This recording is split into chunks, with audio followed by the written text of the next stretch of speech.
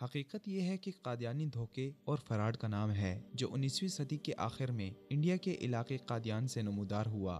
دنیا جانتی ہے کہ 120 سال سے قادیانی اپنی شناخت سے محروم ہیں۔ دنیا کو دھوکہ دینے کے لیے قادیانی خود کو مسلمان ظاہر کرتے ہیں، حالانکہ اسلام سے ان کا کوئی تعلق نہیں، کیونکہ اسلام کے مطابق رحمت عالم صلی اللہ علیہ وسلم آخری نبی اور خاتم النبیین ہیں۔ آپ صلی اللہ علیہ وسلم کے بعد کوئی نبی نہیں آ سکتا، جبکہ قادیانیوں کے مطابق مرزا غلام احمد قادیانی ملعون معاذ اللہ آخری نبی ہیں، جسے کبھی وہ مسیح موعود کا نام دیتے ہیں اور کبھی ذلی بروزی نبی کا، کبھی اس ملعون کو قادیانی امام مہدی قرار دیتے ہیں اور کبھی اسے حضرت عیسیٰ قرار دیتے ہیں۔ کبھی ملعون قادیانی نے نبوت سے آگے بڑھ کر خدا کی خدائی پر بھی ڈاکہ ڈالا اور معاذ اللہ یہاں تک کہہ دیا کہ میں نے اپنے تئیں خدا کے طور پر دیکھا ہے اور میں یقین سے کہہ سکتا ہوں کہ میں وہی ہوں اور میں نے آسمان کو تخلیق کیا ہے۔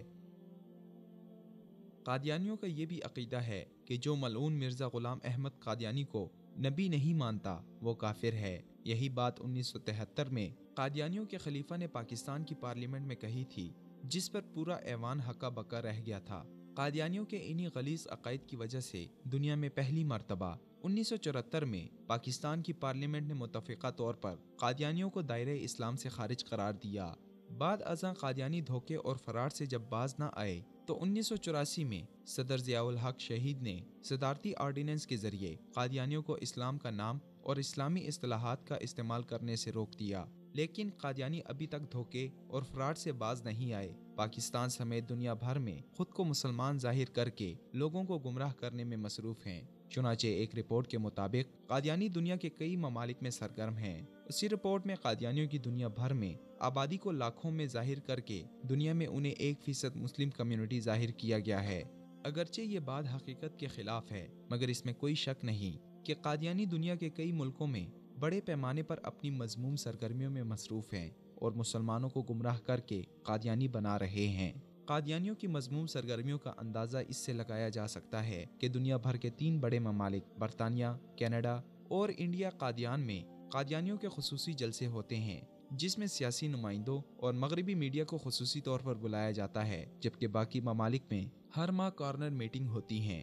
Pakistan, India, Bangladesh, Sri Lanka, Indonesia, Malaysia, Australia, Fiji کے علاوہ شمالی افریقہ کے ممالک بالخصوص گانا، سینیگال، مراکش، الجزائر، یورپ، کینیڈا اور امریکہ میں قادیانیوں کے بڑے بڑے مراکز ہیں۔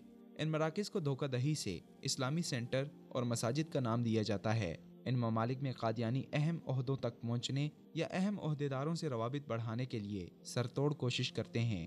چنانچہ حال ہی میں قادیانیوں کے خلیفہ نے کینیڈا کے وزیر اعظم سے ملاقات کی اور کینیڈا کے وزیر اعظم نے قادیانیوں کو کینیڈا کے لیے عظیم کمیونٹی قرار دیتے ہوئے ان کے سالانہ جلسے کو کامیاب بنانے کے لیے ہر ممکن مدد کی یقین دہانی کروائی۔ السلام علیکم.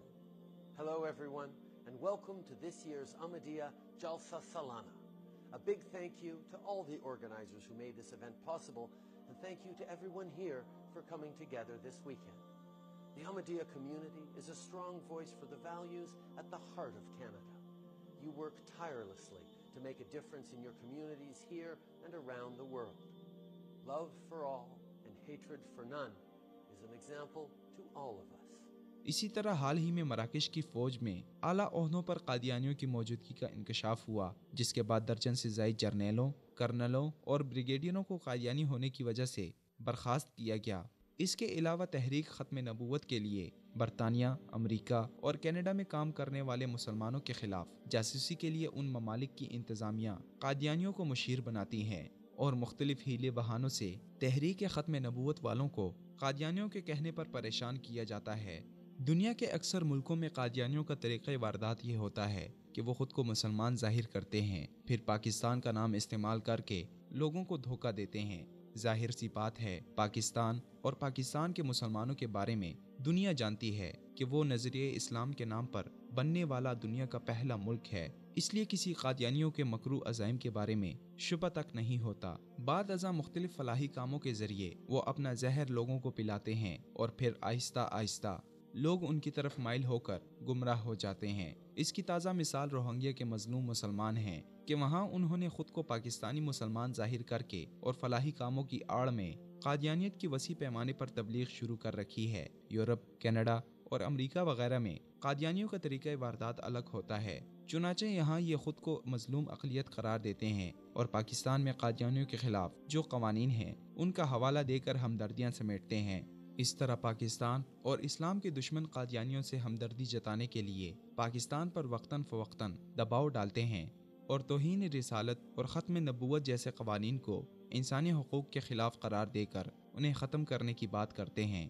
چنانچہ حالیہ دنوں پاکستان میں ختم نبوت حلف نامے میں جو تبدیلی کی گئی، اس کے بعد پاکستانی عوام کی طرف سے ختم نبوت کے حوالے سے جو جذبہ عشق رسول سامنے آیا، اسے دیکھ کر امریکہ اور یورپ ایک بار پھر چلا اٹھا ہے کہ کسی طرح پاکستان سے ختم نبوت اور توہین رسالت کا قانون ختم کر دیا جائے۔ اقوام متحدہ کے ذیلی ادارے UPR کے اجلاس میں امریکہ نے پاکستان سے مطالبہ کیا کہ وہ جلد از جلد قانون توہین رسالت ختم کرے اور پاکستانی حکومت ختم نبوت کے نام انسانی حقوق کی خلاف ورزیوں کو بند کروائے۔ برطانیہ کی نمائندہ میرام شامسن نے کہا کہ ہم اس بات پر متفق ہیں کہ پاکستان میں اقلیتوں کی آزادی کا فقدان ہے۔ ہماری خواہش ہے کہ پاکستان میں موجود دیگر مذاہب کے لوگ بھی امتیازی سلوک کے بغیر انتخابات میں حصہ لے سکیں۔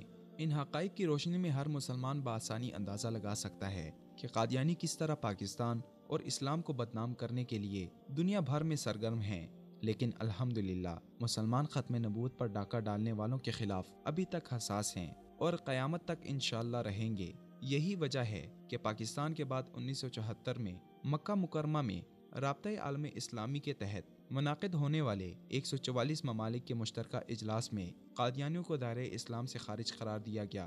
بعد ازاں افریقہ کے ملک گامبیا میں قادیانیوں کو دائرۂ اسلام سے خارج قرار دے دیا گیا۔ سری لنکا میں 14 مسلم پارلیمنٹرین نے پارلیمنٹ میں قادیانیوں کو نان مسلم ڈکلیئر قرار دینے کے لیے قرارداد پیش کر دی ہے۔ الجزائر میں بھی حکومتی سطح پر قادیانیوں کو ہزیمت کا سامنا ہے، لیکن بہرحال قادیانیوں کی مکروہ سرگرمیوں کو روکنے کے لیے اب بھی محنت کی ضرورت ہے۔ اس لیے ہر پاکستانی کا فرض بنتا ہے کہ وہ میدان میں آئے اور ختم نبوت صلی اللہ علیہ وسلم پر ڈاکہ ڈالنے والے قادیانیوں کو دنیا بھر میں بے نقاب کر کے ان کے خاتمے کے لیے اپنا کردار ادا کرے، کیونکہ اسلام اور محمد عربی صلی اللہ علیہ وسلم کا پیغام ہے کہ توہین رسالت اور ختم نبوت کے دشمنوں کی ایک ہی سزا ہے، اور وہ ہے سر تن سے جدا کرنا۔